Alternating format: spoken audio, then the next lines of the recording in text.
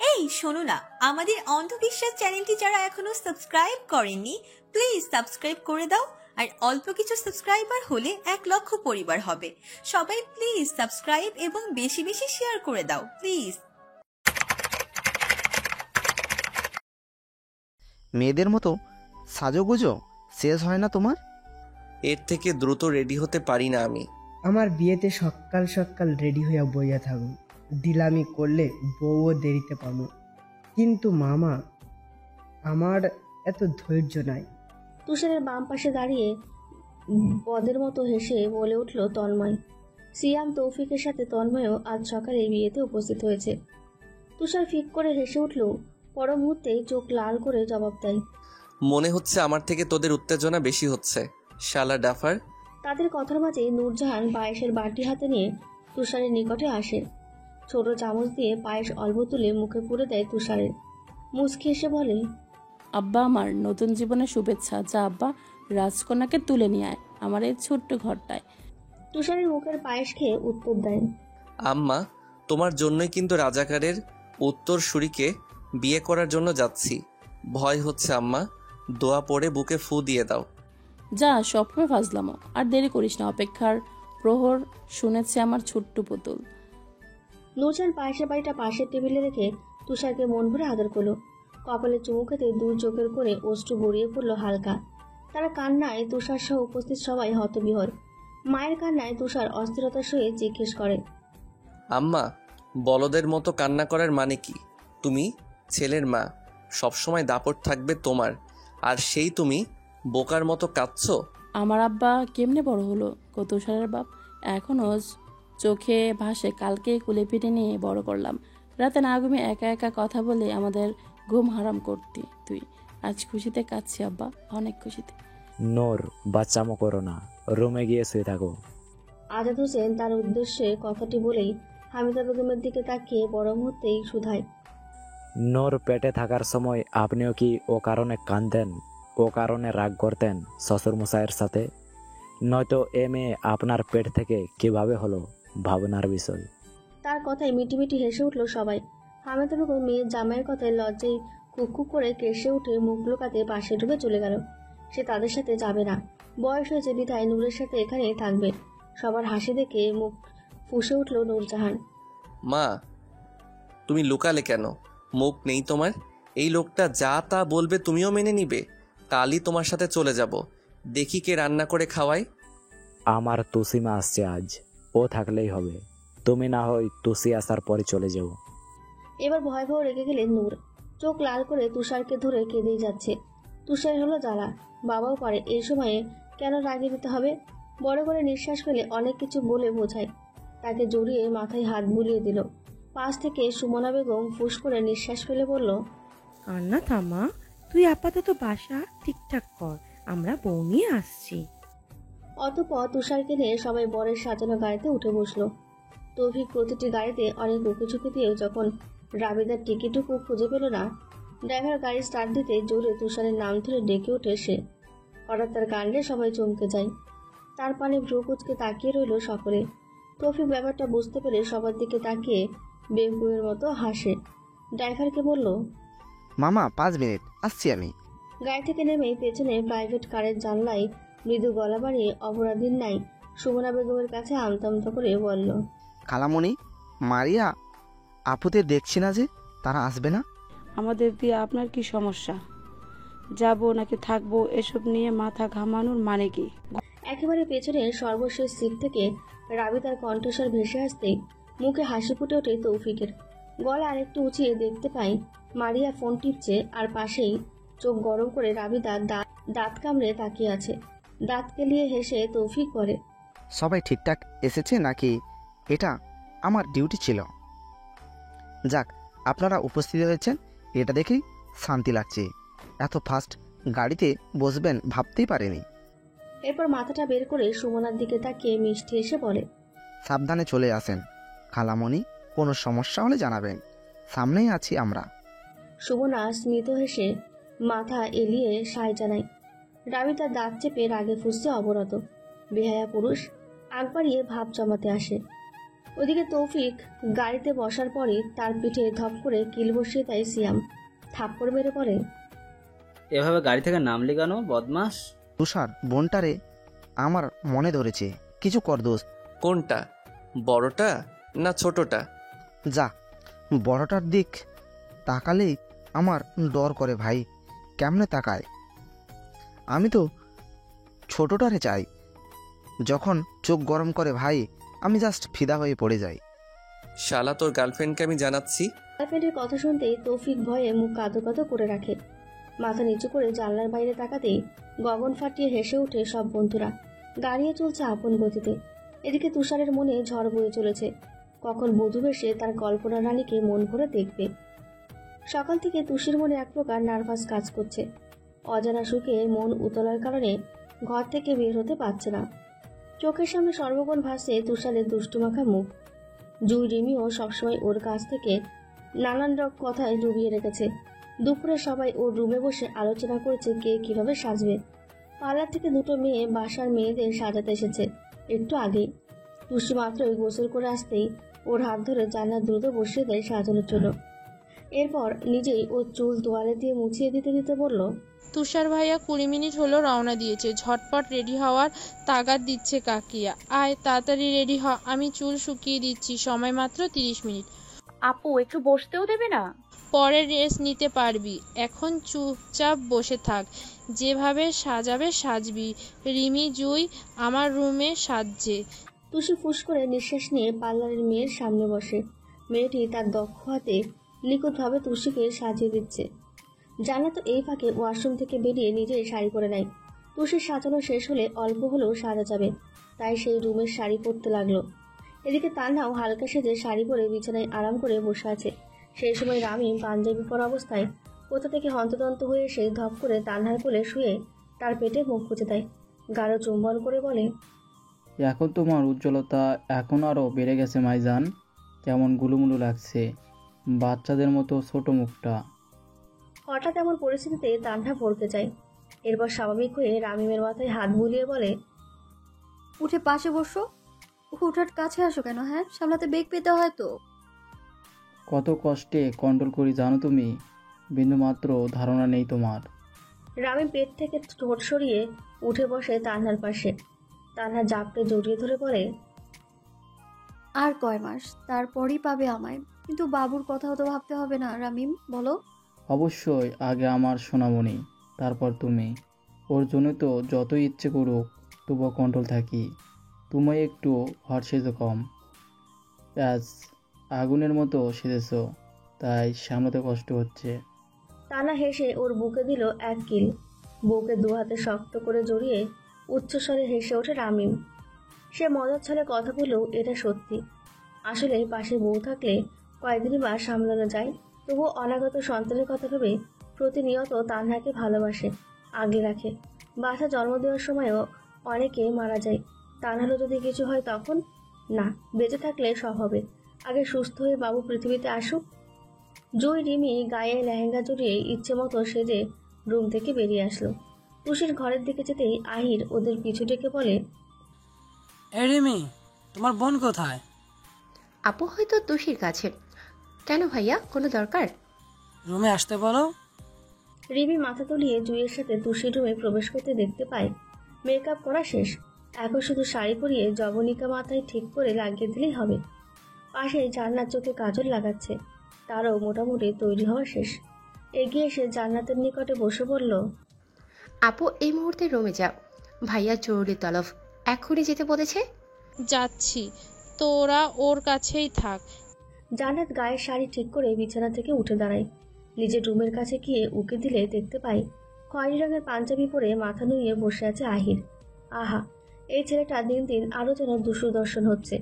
চুলগুলো এলোমেলো হয়ে ফ্যানের বাতাসে উড়ে বেড়াচ্ছে। জান্নাত মনে মনে হাজারবার শুকরিয়া আদায় করে দরজা হালকা চাপায়। অতপর পা টিপে টিপে আহিরের সামনে এসে বলে, মিস্টার তালুকদার কেন ডাকছে শুনি। আহির সামনের প্রিয়তমা বউকে শাড়ি পরা অবস্থায় দেখে নেশাতুর চোখে তাকায়। হাত বাড়িয়ে উন্মুক্ত কোমরে স্লাইড করতে করতে কিছু বলার জন্য মুখ খুলতেই জান্নাত নিজ হাতে ওর অধর চেপে ধরে।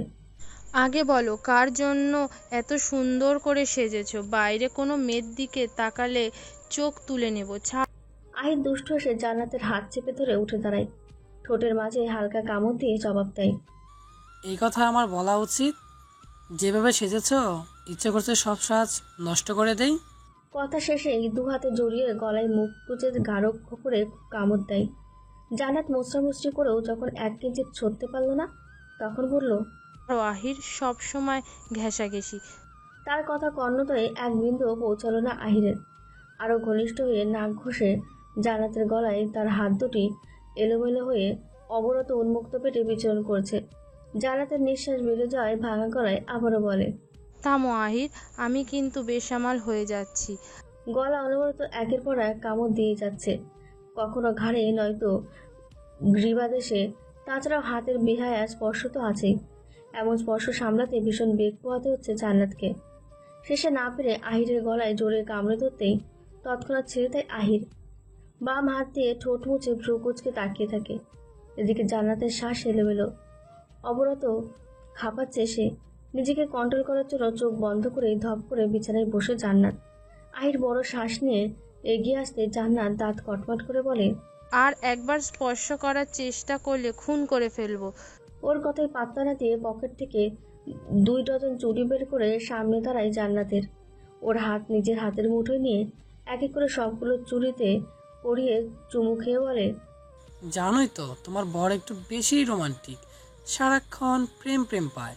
এই কয়েক মাস দেখলেই প্রতি রাতে তোমার মাঝে ডুবে থাকি। তুমি এমন নেশা, আমার পান না করলে তৃপ্তি মেটে না। এই যে এখনো বড্ড ইচ্ছে করছে ভালোবাসায় ডুবে যেতে। জান্নাত লজ্জায় মাথা নুয়ে মৃদু হাসলো। এই বজ্জার ছেলেটা একটা রাতেও ঘুমাতে দেয় না, যখন তখন আবদার করে বসে। তাও কি উপায়, স্বামীর কথা ফেরানো যায়?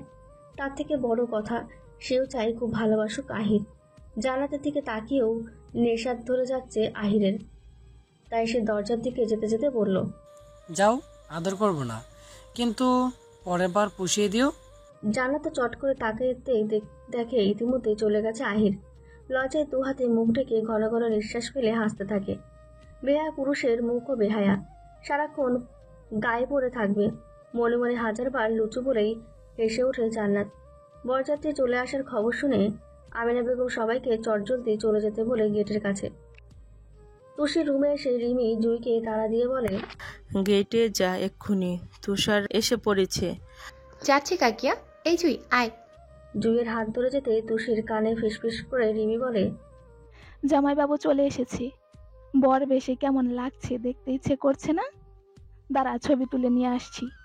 দুজনের কথা শেষে দেরি না করে হেসে চলে যায়। এদিকে তুষির সাজগোজ শেষে বসেছিল বিছানায়। তুষারের আসার খবর কানে আসতে লজ্জায় অসাড় হয়ে ওঠে সমস্ত দেহ।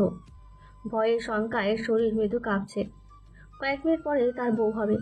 লজ্জায় সর্বক্ষণ ক্ষণে ক্ষণে কেঁপে ওঠে তুষি। শিরায় শিরায় জ্বালান দেয় অজানা ভয়ঙ্কর অনুভূতি। মনের রং বেরঙের প্রজাপতিরা উড়ে বেড়ায় চোখের সামনে, যার সামনে গেলেই হাঁটু কম্পন শুরু হয়। তার স্পর্শ সামলে নেবে কিভাবে? এসব ভাবনায় দুকবুক করে হৃদয়। মনে ভয় জেগে বসতে ইচ্ছে করে এখান থেকে দূরে কোথাও পালিয়ে যেতে। তুষারের সামনে দাঁড়িয়ে থাকা অসম্ভব, কোনোভাবেই সম্ভব না। আহির বেরিয়ে আসতে সবার হট্টগোলের থমকে দাঁড়ায়। তবে কি বরযাত্রী চলে এসেছে? তাহলে তো অনেক কাজ বাকি। এসব চিন্তায় হুড়মুড় করে গেটের কাছে আসতেই চোখে পড়ে রিমি, জুই সহ বাকি মেয়েরাও দল বেঁধে তাদের সাথে তর্কাতর্কি করছে টাকা নিয়ে। মুহূর্তেই আহির বিজয়ী হেসে মনে মনে বলে, যাক বাবা, বড় বেঁচে গেছি, বউকে পেয়েছি, টাকাও একানা খরচ হয়নি। এলোমেলো পা ফেলে গেটের কাছে এসে দেখলো রামিমও পাশে দাঁড়িয়ে হাসছে। রিমি নাচর বান্দা, কোনোভাবেই আজ ছাড়বে না। টাকা শোধবোধ না করলে প্রবেশ করতেই দেবে না। রামিম গলা খ্যাকারি দিয়ে ওদের চুপ করিয়ে তুষারের উদ্দেশ্যে বলল, কেমন লাগে শালাবাবু? আমার বিয়ের সময় তোমার বউ কোমর বেঁধে ঝগড়া করেছিল, সেক্ষেত্রে তুমি একটু হলেও বেঁচে যাচ্ছ। দিয়ে দাও শালিদের পাওয়ার। তুষার ভাই, তোমার পেট এত কিপটা জানা ছিল না। টাকা তাড়াতাড়ি দিয়ে চলে আসো, নয়তো এখানেই দাঁড় করিয়ে রাখবো। রিমি মুখ বাঁকা করে কথাটি বলল। পাশ থেকে ফট করে তুষারের বন্ধু তৌফিক জবাব দেয় তখন, বেআইন, আদর করে মিষ্টি খাইয়ে দিলে 10 কেন 15,000 দেব। সত্যি দিবেন তো? ভ্রুজোড়া কিঞ্চিত করে জুই কথাটি বলেই ওদের পানে তাকিয়ে রইল। ভেতর থেকে তন্ময় হৈ হৈ করে জবাব দেয়, যে সুন্দরী বিয়ান এই হা করছে, খাইয়ে দিন। জুই ঠোঁট টিপে হেসে মরিচ মেশানো মিষ্টিটা কাঁটা চামচ দিয়ে তুলে এগিয়ে দেয় তন্ময়ের দিকে। তন্ময় খুশিতে গাপ গাপম করে মুখে পুড়তেই ঝালে মুহূর্তেই তার চোখ মুখ অটোমেটিক অস্বাভাবিক হয়ে যায়। পাশেই মুখের মিষ্টিটুকু ফেলে দিয়ে অনবরত শোষাতে থাকে সে। তার কাণ্ডে রিমি জুই উচ্চস্বরে খিলখিল করে হেসে ওঠে। রামি মাহিরও হাসি চেপে রাখতে না পেরে ফিক করে হেসে দেয়। তুষার বন্ধুদের নাকানি চুবানি দেখে মিটিমিটি হাসছে। এরপর সিয়ামের পিঠে মৃদু ধাক্কা দিয়ে বলে, যত টাকা চাই দিয়ে দে, ওরা যে বিচ্ছু, সহজে ছাড়বে না। এত উতলা কেন বন্ধু? আরো 1 ঘন্টা না হয় দাঁড়িয়ে থাকো। চুপ, যা বললাম তাই কর। সিয়াম টিপ্পনি কেটে পকেট থেকে 9,000 টাকা বাড়িয়ে দিয়ে ওদের দিকে। প্রথমে জুই না করলেও রিমির ইশারায় টাকা নিয়ে ভালো মিষ্টি তুষারকে হালকা খাইয়ে দেয়। তুষার ভীষণ চিন্তিত ছিল, ফাজিলগুলো যদি ঝাল মিষ্টি খাওয়ায় তখন, কিন্তু ঝালের আভাস না পেয়ে খুশি হলো রিমির প্রতি। এক এক করে সবাই প্যান্ডেলে যেতেই খাওয়া দাওয়ার ব্যবস্থা করানো হয় দ্রুত। যার যার মতো কবজি ডুবিয়ে খাওয়াতে রামিমা রাহি নিচে দাঁড়িয়ে থেকে। টাকা হাতে রিমি দৌড়ে তুষির রুমের কাছে আসতেই হঠাৎই রাজনের সাথে জোরে সোরে ধাক্কা লেগে যায়। আকস্মিক ঘটনায় চমকালো, ভরকালো রিমি। হুড়মুড় করে পড়ে যেতে নিলে তৎক্ষণাৎ রাজন তার শক্ত হাতে কোমর চেপে ধরে রিমির। অজান্তে রিমির বুক ধপ করে ওঠে। টপ করে দুহাতে রাজনের গায়ের পাঞ্জাবি খামচে ধরে বলে, ভালো করে ধরুন রাজন ভাই, পড়ে গেলাম। রাজন গম্ভীর মুখে কারো চোখে তাকায় রিমির দিকে।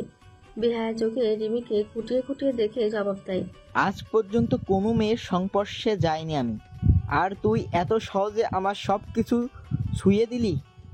এমন কথায় ভরকে যায় রিমি। পাঞ্জাবি আরো শক্ত করে ধরে স্বাভাবিকভাবে দাঁড়ায়। মিনমিনে কণ্ঠে উত্তর দেয়, সবকিছু কোথায় ছুলাম? এসব কি মিথ্যা অপবাদ দিচ্ছেন? রাজন গায়ের পাঞ্জাবি ঠিকঠাক করে মুখের কাছ থেকে রিমির চুলগুলো কানে গুঁজে দিতেই হালকা কেঁপে ওঠে সে। আজ পর্যন্ত কখনো কোনো পুরুষের ছোঁয়া পায়নি সে। চোখ তুলে অবাকের ন্যায় রাজনের দিকে তাকিয়ে দেখে ঘোর লাগা দৃষ্টি ওর দিকেই স্থির। ভয়ে চট করে মাথা নুইয়ে বলে, হাত সরান রাজন ভাই, তুষির কাছে যাব। আমার ইজ্জতে হাত দিলি? তার বেলা এই যৌবন হেফাজত রেখেছি শুধু আমার বউয়ের জন্য, সেই দেহ কেন তুই স্পর্শ করলি? এবার ভারী রেগে গেল রিমি। চোখ গরম করে বলল, বেশ করেছি, একটু আগে অনিচ্ছায় স্পর্শ করেছি, এবার ইচ্ছে করেই ছুঁয়ে দেব। এই বলে রিমি হাত বাড়িয়ে রাজনের গলা বরাবর খামচে ধরে। হাতের বড় বড় নখে মুহূর্তে দাগ বসে যায় তার গলায়। রাজনও কম না, অতর বাকিয়ে হেসে রিমির খুব নিকটে ঝুঁকে প্রশ্ন করে, এই ভুলের মাসুল তোমাকেই দিতে হবে, আজকে দিতে হবে, মাইন্ড ইট কোমলমতি। মুহূর্তে রিমির বুকটা ধক করে ওঠে। রাজনের মুখে কোমলমতি শুনেই অবাকের সপ্তম পর্যায়ে পৌঁছে যায় সে। চোখ দুটি অস্বাভাবিক বড় হয়ে অজান্তে তার হাত গলা থেকে আপনা আপনি আলগা হয়ে যায়। মনের মধ্যে হাজার প্রশ্ন কিলবিল করছিল। একটু আগে কি বলল রাজন ভাই? ওই অজানা লোকটার বলা কোমলমতি কিভাবে জানলো? তবে কি ভাইয়াচ্ছে না কেউ? দিনের পর দিন লোকটা তার তীক্ষ্ণ বুদ্ধিতে গেম খেলে গেছে রিমির সাথে। মুহূর্তে হৃস্পন্দন থমকে যায় রিমির। ভাবনার জগৎ থেকে চট করে বের হতেই সামনে তাকাতে দেখতে পায় রাজন শয়তানি এসে অনেক দূরে চলে গেছে। বিয়ে পড়ানোর জন্য তুষারকে রুমে আনা হলো। বাসার সবাই সেখানেই উপস্থিত। মুখ থেকে হাসি আজ কোনো মতে সচ্ছে না কারোর। কাঙ্ক্ষিত সেই সময়ে চলে আসায় তুষি যেমন অপেক্ষায় রত ছিল, তেমনি এখন ভীষণ নার্ভাস লাগছে। ঘোমটার আড়ালে মাথা নুইয়ে এক দৃষ্টিতে মেঝেতে স্থির করে রেখেছে। তার সামনে তুষার মাদকের ন্যায় বধূ বেশে ছোট্ট তুষিকে খুঁটিয়ে খুঁটিয়ে দেখছে। সে যেন পণ করেছে আজ যত কিছুই হয়ে যাক দৃষ্টি কোনোভাবেই সরাবে না। কাজী নিজের মতো সব নিয়ম করে তুষির উদ্দেশ্যে কবুল বলতে বললেন, কিন্তু এসব কোনো কথাই যেন তার কানে পৌঁছালো না। হঠাৎ কি মনে হতে চোখ থেকে আপনা আপনি অশ্রু গড়িয়ে পড়ল। কাজী সাহেব দ্বিতীয়বারের মতো বলতে বলতে হাতের পিঠ দিয়ে চোখ মুছে তুষি। আমিনা বেগম মেয়ের হাত নিজের মুঠোয় নিয়ে কানে কানে হাজার বুঝ দিলেও কেঁদে যাচ্ছে তুষি। তাকে এইভাবে কাঁদতে দেখে তুষারের বুকটা মুচড় দিয়ে ওঠে। ইচ্ছে করে পাশে বসে জড়িয়ে ধরে আদর করতে। কিছুক্ষণ পরও কান্না থামছে না দেখে শেষে জানার বুদ্ধি করে দ্রুত আতিকুর রহমানকে নিয়ে আসে। তিনি তুষিকে আলতো জড়িয়ে ধরে বলেন, তুষিমা কবুল বলে দাও। এত সহজ বাক্য বলতে পারছো না? বাবার আদরে তুষি এবার যেন আরো ডুকরে উঠল। সেও জড়িয়ে ধরে কান্নার গতি বাড়িয়ে দেয়। আতিকুর রহমান মাথায় আদর করে পুনরায় শুধায়। সামনে তাকিয়ে দেখো, তুষার অপেক্ষা করছে। ছেলেটার মুখটা কালো হয়ে গেছে, বলে দাও, দেরি করতে নেই। বাবাকে ছেড়ে চোরা চোখের সামনে দৃষ্টি নিক্ষেপ করতেই দেখতে পায় তুষার অধীর আগ্রহে তার বানে তাকিয়ে আছে। তুষে তাকাতে মুচকি আসে তুষার। নিজের বড় মানুষটাকে বরবেশে এই প্রথম দেখে লজ্জায় মাথা আগের ন্যায় নুয়ে গেল তুষি। বড় একটা দীর্ঘশ্বাস ফেলে 3 বার মুখে আওড়ালো, কবুল। তার বলা শেষ হতেই চারপাশে আলহামদুলিল্লাহ ধ্বনি ভেসে আসে। এবার তুষি অনুভব করে এখন আগের মতো জড়তা কাজ করছে না। বড় শ্বাস নিয়ে চুপ করে রইল। তখনই কানে আসলো তুষারের বলা, কবুল কবুল কবুল। তুষি মৃদু হেসে চোখ তুলে সামনে তাকাতেই আবার লজ্জায় পড়ে যায়। অসভ্য তুষার আগের মতোই তার দিকে বেহায়ার মতো তাকিয়ে আছে। তুষি লজ্জায় চোখ গরম করতেই হেসে দেয় তুষার। অতঃপর বিয়ে শেষে সবাই যার যার মতো জায়গা খালি করে। রুমে শুধু জান্নাত, তান্না আর রাবিতা, মারিহা। তুষির সাথে সবাই ছবি তোলায় ব্যস্ত। বোনের মুখে তান্না সারা মুখে এলোপাথারি আদর দিয়ে যাচ্ছে। ছোট্ট বোনটা আজ শ্বশুরবাড়ি চলে যাবে। কষ্ট হলেও প্রশান্তি কাজ করছে। এই তো একটু পরেই বিদায় দেওয়া হবে তাকে। বিছানার এক কোণায় মারিয়া মলিন মুখে বসে তুষির লজ্জাভাঙা মুখের দিকে তাকিয়ে আছে। প্রাপ্তির হাসি এক বিন্দুও সচ্ছে না তার মুখ থেকে। এই হাসি আর সহ্য করতে পারল না সে। ধপ করে উঠে রাগে হিড়হিড় করে বেরিয়ে যায় গাড়ির দিকে। এদিকে রিমি সেই বিয়ে পড়ানোর আগেই যে রুমে ঘাপটি মেরে শুয়ে আছে, এখানে আসার নামই নেই। ওর মনে হচ্ছে বের হলেই রাজনের দুষ্টু কথার মুখোমুখি হতে হবে। হৃদয় হরণকারী ছেলেটাকে তবে এই রাজন কিভাবে সম্ভব? কোনো দিক মিল নেই। চিন্তায় মাথার শিরা উপশিরা ধকধক করে। বিয়ে শেষে তুষারও বন্ধুদের সাথে বাইরে আলাপ করছে। হঠাৎ তৌফিক তার ফিটে মৃদু ধাক্কা দিয়ে বলে, তুষির কবুল বলতে দেরি হলেও তোর ভাই সেকেন্ডও লাগে না, এত উতলা কেন? ভালোবাসার মানুষকে নিজের করে পেতে উতলা থাকাটাই কি স্বাভাবিক না? হায়, চল এবার আদরের বউকে নিজের বাসায় নিয়ে চল। হ্যাঁ, রাজাকারের বাসায় এক মুহূর্ত দেরি নয়। কখন আবার শ্বশুর বেটা জেদ ধরে আদরের মেয়েকে স্বামীর ঘরে পাঠাবে না। ভাই সত্যি ধর এটা করলো, তখন যা হবে তোর মুখটা একদম দেখার মতো। উচ্চস্বরে হেসে সিয়াম তুষারের উদ্দেশ্যে বলে। তুষার রেগে তাকিয়ে বোঝায় এটাকেও আস্ত রাখবো না, বউ আমার সাথে যাবে, নয়তো ঘর জামাই থেকে যাব। সবাই উচ্চস্বরে হেসে টুকটাক আড্ডায় বসে পড়ে। এদিকে তুষারের মনটা এলোমেলো। মন ভরে তুষিকে দেখার ইচ্ছে সবকিছু উল্টোপাল্টা করে দিচ্ছে। আর কত অপেক্ষা করবে সে? এই অপেক্ষা যেন শেষ হচ্ছে না। বৈধতার সাথে স্পর্শ করার জন্য তর্স হচ্ছে না তার। ইচ্ছে করছে তুষিকে জড়িয়ে ধরে 100 বার চুমু খেতে, বুকের মধ্যখানে শক্ত করে চেপে ধরতে, যাতে দম বন্ধ হয়ে মারা গেলেও পালাতে না পারে। সবাই যখন বিয়ে বাড়ির কোলাহলে নানান কিছুতে ব্যস্ত, তখন সারা বাড়ি ডালিয়া বেগমকে তন্ন করে খুঁজে নিজের রুমে নিয়ে আসে রাজন। কথাটি কিভাবে বলবে সেই নিয়েই ভয় লাগছে মনে। মায়ের দিকে দৃষ্টি দিতে দেখতে পাই ভ্রুজোড়া কুঁচকে তার মুখ পানে আগ্রহ নিয়ে তাকিয়ে আছে। ছেলের হাবভাব সুবিধার ঠেকছে না তার কাছে। কিছুক্ষণ দাঁড়িয়ে থেকেও রাজনের কাছ থেকে কোনো কথা না পেয়ে নিজেই বলল, রুমে ডেকে এনেছিস কেন? কি এমন জরুরি কথা এখনই বলতে হবে? তুষির বিদায় দেব এখন, রাতে বলা যেত না? আম্মা, আমি আজই রিমিকে বিয়ে করতে চাই। আচ্ছা করিস। ছেলের কথায় উদ্গ্রীব হয়ে টপ করে জবাব দিয়ে চমকে তাকায় রাজনের দিকে।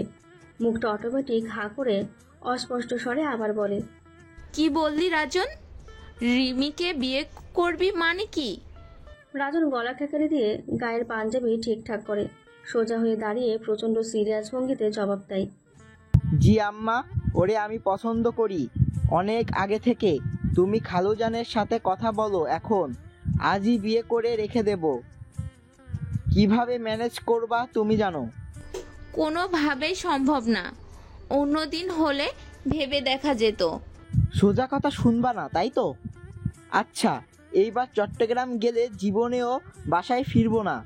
মরি বাঁচি পচে গলে সেখানেই পড়ে থাকবো। শত কান্না করলেও কাজ হয়তো না মা।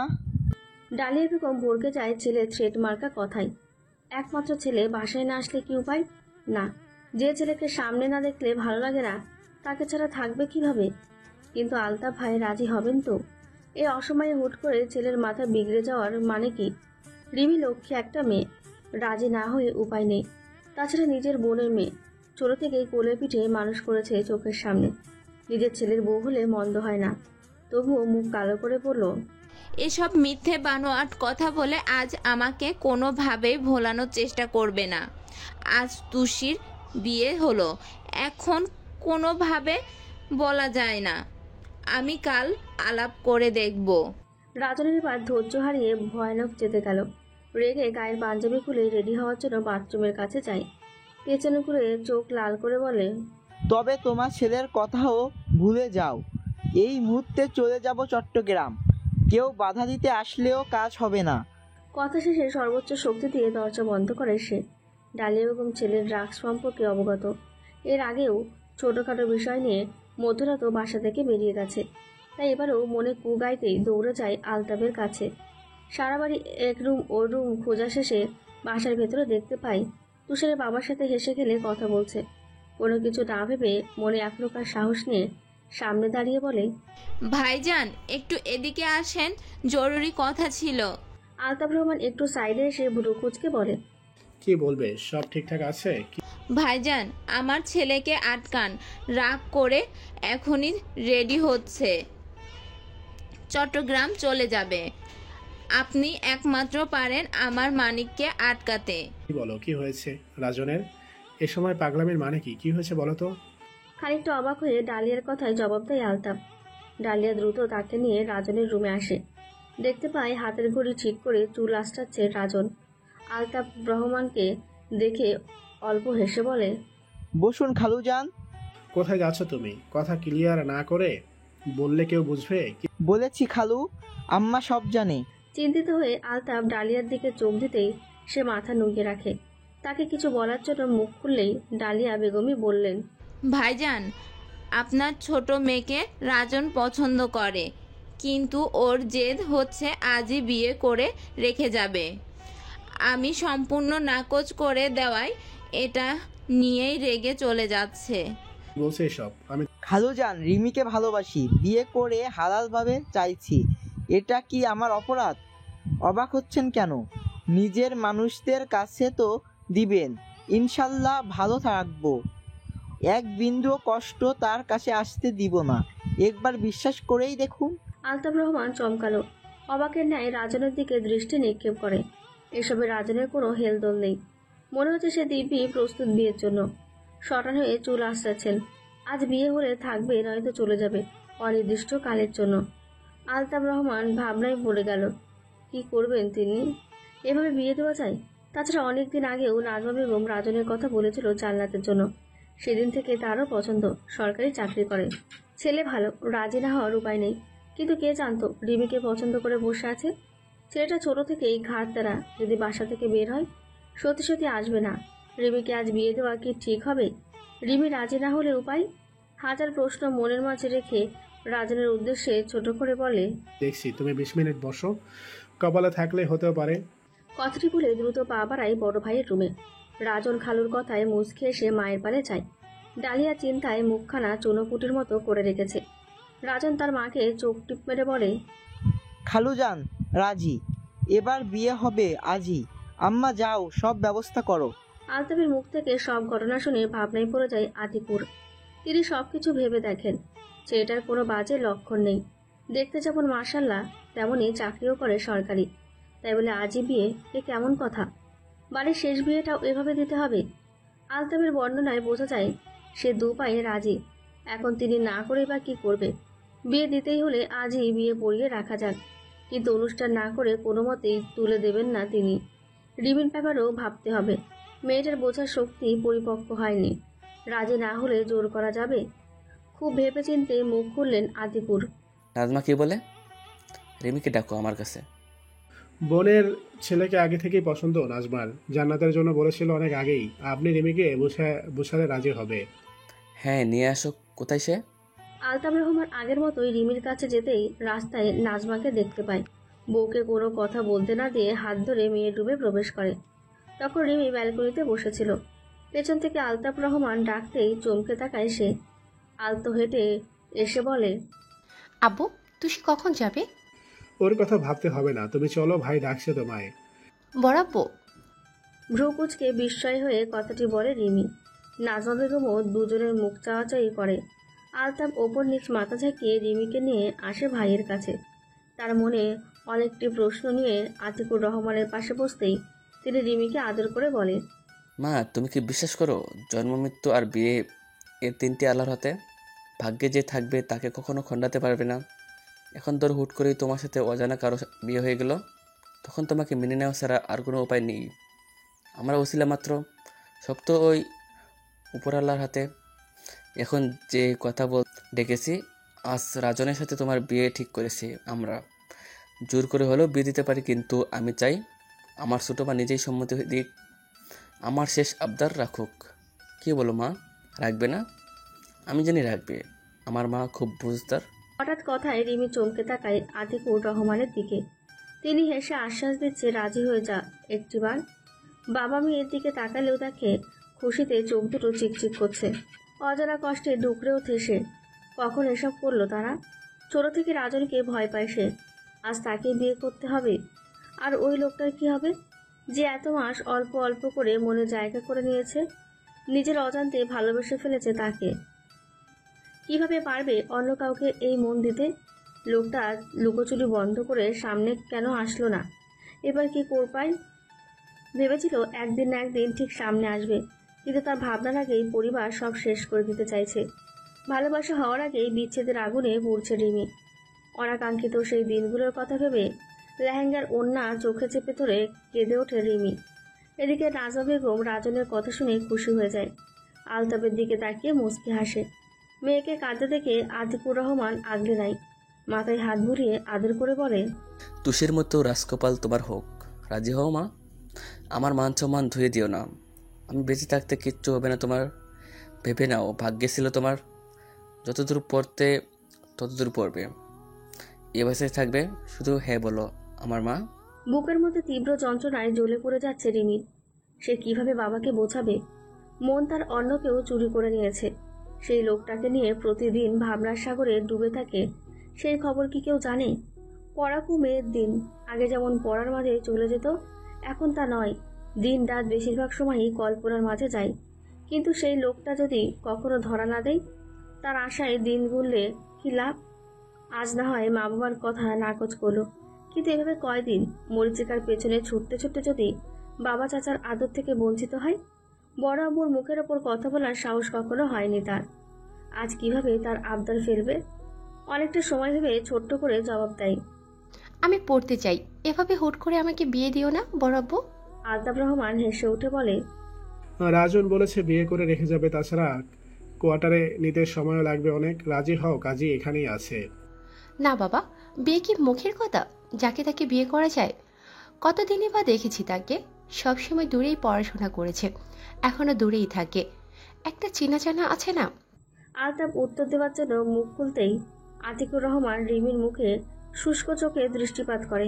মুহূর্তেই কিছু ভেবে ছোট ভাইকে থামিয়ে নিজের সোজাসাপটা প্রশ্ন করেন, কাউকে ভালোবাসো?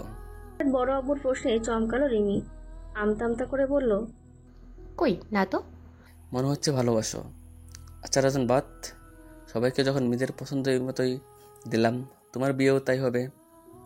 ছেলেটার বায়োডাটা আমাকে দাও, খোঁজ নিয়ে বিয়ে ঠিক করে রাখবো। এবার রিমি পড়ল মহাবিপদে। আসলে কি সে ভালোবাসে কাউকে? ভালোবাসলে বা কি? লোকটার নাম ঠিকানা সহ এক অংশও জানে না।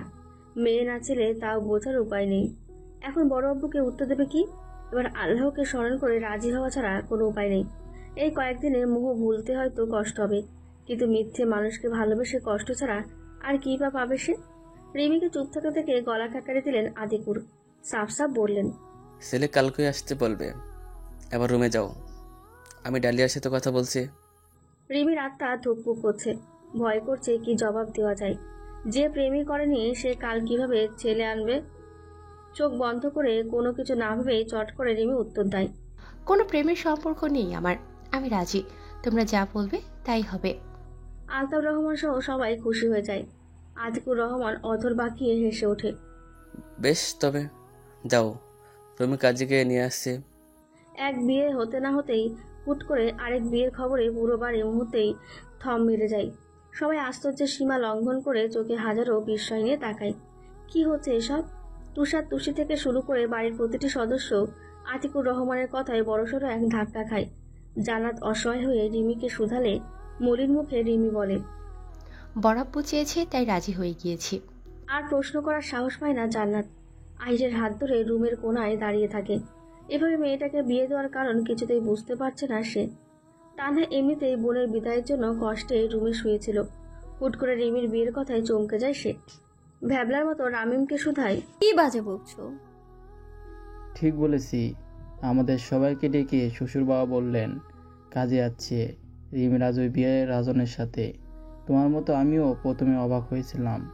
কোনো কিছু না ভেবে রাজনের সাথে কথা বলতে যাই, সেখানে গিয়ে আরেক ধাক্কা খেলাম। শুনলাম পানপ্রিয় ভাই নিজেই প্রথমে এসব কথা তুলেছে। অনেক আগে থেকেই ভালোবাসে রিমিকে।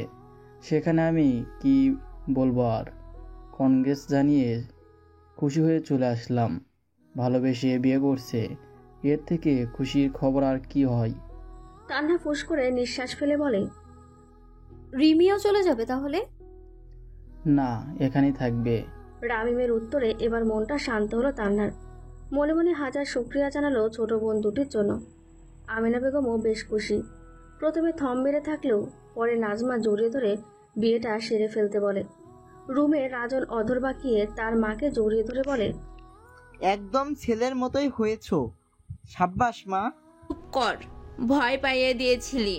রাজন মুচকি এসে রিমির কথা ভাবে। চোখে ভাসছে নাকের ডগায় ঝুলে থাকা চশমা পরা সেই মেয়ের মুখ। ছোটবেলায় দেখতে না পারলেও বছর 3 আগে হুট করে এক অদ্ভুত অনুভূতি মনের মাঝে দোলা দিয়েছিল তার। সেই থেকে চুপি চুপি ভালোবাসা, ভালো লাগা, নিজের করে পাওয়া তীব্র ইচ্ছে। মেয়েটি আজ রাজি না হলেও একসময় খুব ভালোবাসবে বলে তার বিশ্বাস। তুষি বাপের বাড়ি ছেড়ে চলে যাওয়া যে কষ্টে এতক্ষণ কাঁদছিল, হঠাৎ রিমির বিয়ের কথা শুনে তার চোখ বড় বড় হয়ে যায়। জুইকে চোখ গরম করে বলে, মিথ্যা কথা বলবি না, এমনিতেই আমার কষ্ট হচ্ছে। জুই তখন মুখ বাঁকিয়ে বলে, বিশ্বাস না হলে রিমিকেই বল। কোথায় সে? ডাক ওই শালিকে। রুমে ঘাপটি মেরে বসে আছে, একটু পরেই বিয়ে। সত্যি বলছিস? বিশ্বাস হচ্ছে না। কালকেই মজা করে বলল তোর সাথে আমারও বিয়ে করার ব্যবস্থা কর। আজ সত্যি সত্যি বিয়ে হচ্ছে ওর। জুই মাথা ঝাঁকায়। এমন কাণ্ড জীবনে দেখেছে বলে তার মনে পড়ে না। তবু বেশ মজা পাচ্ছে সে। আহা, তার জীবনে যে এই কাঙ্ক্ষিত মুহূর্ত আর কবে আসবে। ফুস করে নিঃশ্বাস ফেলে রিমির কাছে যায়। তার পেছন পেছন মনে হাজার কৌতূহল নিয়ে তুষিও বের হলো। রিমি রুমে যেতেই তুষির এত মানুষের ভিড়ে হুমকি খাওয়ার মতো অবস্থা। রিমি রুমে যেতেই তুষির এত মানুষের ভিড়ে হুমড়ি খাওয়ার মতো অবস্থা। চুপ করে এক কোণ থেকে দৃষ্টি দিতে দেখে রিমির মাথায় ওড়না পরিয়ে জান্নাত পাশে বসে আছে। তখনই রাজন তার পাশে বসলো। কাজী সব নিয়ম বসে কবুল বলতে বলে রিমিকে। কয়েক মিনিট গাইগুই করলেও কান্না মাখা গলায় ভেঙে ভেঙে কবুল বলে দেয় সে। রাজন মনে মনে আওড়ায়, আলহামদুলিল্লাহ। অতঃপর সেও একদমে উচ্চস্বরে কবুল পড়ে। তার কাণ্ডে ফিক করে হেসে ওঠে সবাই। তুষিও হাসছে। বেশ হয়েছে, এবার বোঝ আমাকে পচানোর মজা। এবার পালাবি কোথায়? মনে মনে হেসে উঠতেই হঠাৎ করে কোমরে কারো শীতল স্পর্শ পেতেই চমকে তাকায় তুষি। তুষার হাতের বাঁধন আরো গাঢ় করে বুকে টেনে নেয় তাকে। আশেপাশে নজর বুলিয়ে টুপ করে গালে চুমু খেয়ে বলে, ইস, আমার বউটাকে বধূ বেশে হট লাগছে। কখন দু চোখ ভরে দেখব? অপেক্ষা আজ শেষই হচ্ছে না।